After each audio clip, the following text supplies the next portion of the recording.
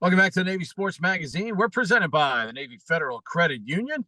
Time to shine a light on Navy men's basketball this week. Big week. Bucknell at home in the midweek. And then, of course, game at Army on Saturday. Pleased to be joined by shooting guard Mac MacDonald. And Mac, how do you navigate a week like this? You know what's on the marquee at the end of the week.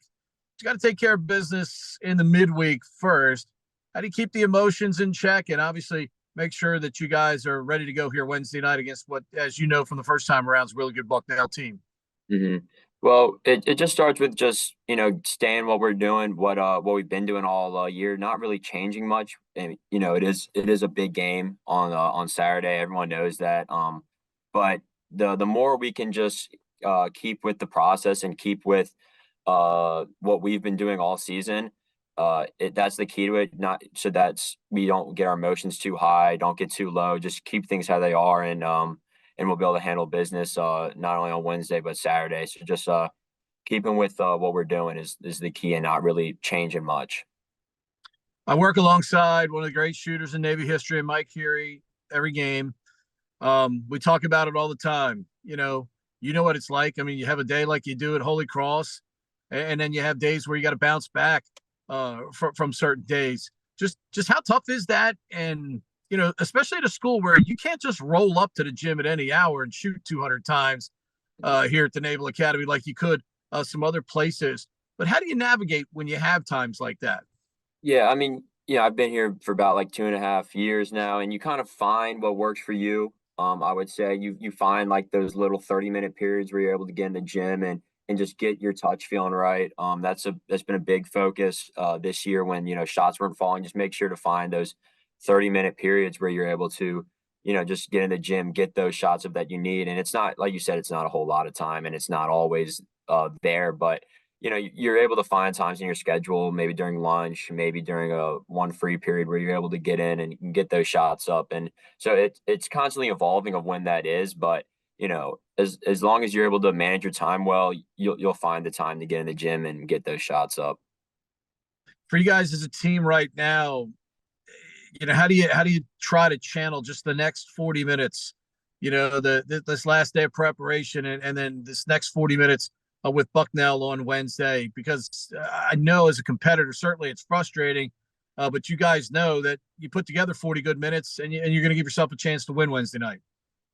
Absolutely. And we've been we're on a bit of a losing streak right now, and we're trying to fix those problems, play better defense, play more together, and the big word for us right now is focus. And it's constantly being harped on us, and we got to constantly try and remember that, hey, like, what's the next big thing, what's the next big thing. And so that's what it's up for us, is putting together those multiple instances of focus of where we can continue to play better, because we go on little 4-minute ups, and then we go on like an 8-minute down. And so it's how do we string those 4 minutes together constantly. And so it's big on focus for us, on doing the little things, what we've been practicing, and staying on those things during the game, and not getting too distracted at any point. Can you kind of relate to the audience what the details of basketball mean? I mean, I think the lay fan just kind of watches you guys pass, shoot, rebound, or defend, the real general principles of basketball. But this is a game that demands focus and demands attention to detail. And even a 2-minute stretch where you fail on those details can be the determining factor um, in a game. Is that a true statement in your mind? Absolutely, and it's like never made more sense to me. I've been in that almost same bubble of just like, hey, it's a game of rebounding, passing, and shooting. And this year, we've really struggled in those details, which are, as the shot goes up, you gotta sprint back. That you can't. There's no ball watching anymore. You gotta get back on defense. We're struggling in transition defense right now, and so the thing is, when the shot goes up, no matter what, right away you got to be thinking and get back on defense, find a man, stop the ball. On As well as on the defensive end, is constantly reminding yourself of where you're actually supposed to be in relation to the ball versus worrying about your man. We're really trying to focus on jumping to the ball on every pass, moving when the ball moves, you move. When the ball is here, you have to be inside the paint when the ball, or the ball could be 3 feet to the left and you have to be a little bit farther out, 1 foot in the paint. And so it's all of those little things that you have to constantly be focused on, constantly being reminding yourself in the game of where am I supposed to be, who am I supposed to be helping, what are my responsibilities. I mean, I've really enjoyed the conversations you and I have had over the last couple of years in basketball. Is there any chance maybe at some point you might want to get into coaching at some point? We'll see. I definitely think it's something I enjoy doing. I love helping people. I think at some point I would love to be a teacher, and whether that is on the court or just in the classroom, I think that is like one thing I'm pretty sure about I want to do in the future. And I don't know if that's going to be coaching or, actually just in the classroom, but it's definitely something that interests me. It's yeah, yeah, definitely something I'm thinking about.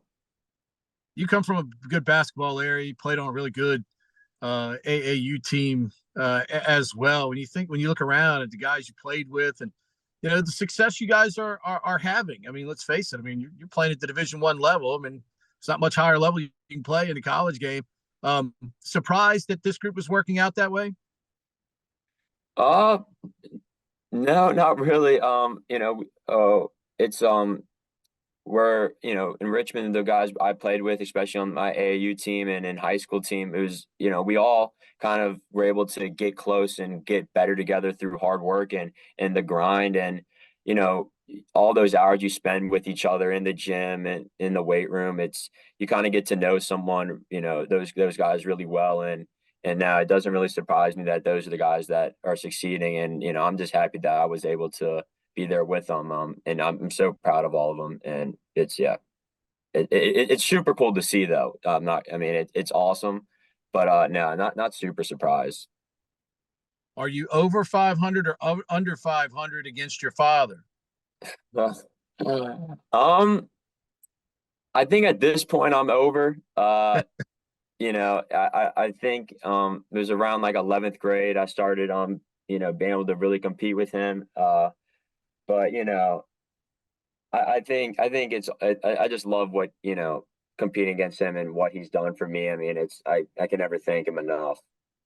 So Max Dad, yeah, Max Dad, of course, a Division III basketball player at Marymount University, and I've had a chance to now broadcast games involving both Mac and his father in their careers.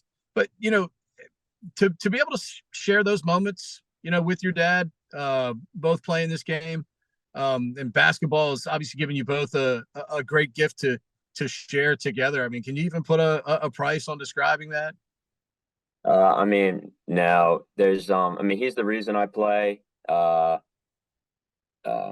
He was my coach for probably 12 years, and the ups and downs of all of that.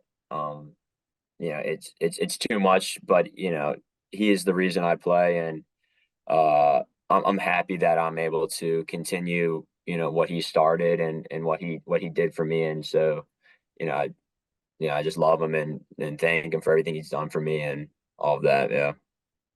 Great week coming up, big fella. Appreciate the time today. I will see you against Bucknell and Army. Appreciate the time. Thank you, Pete. Have a good one.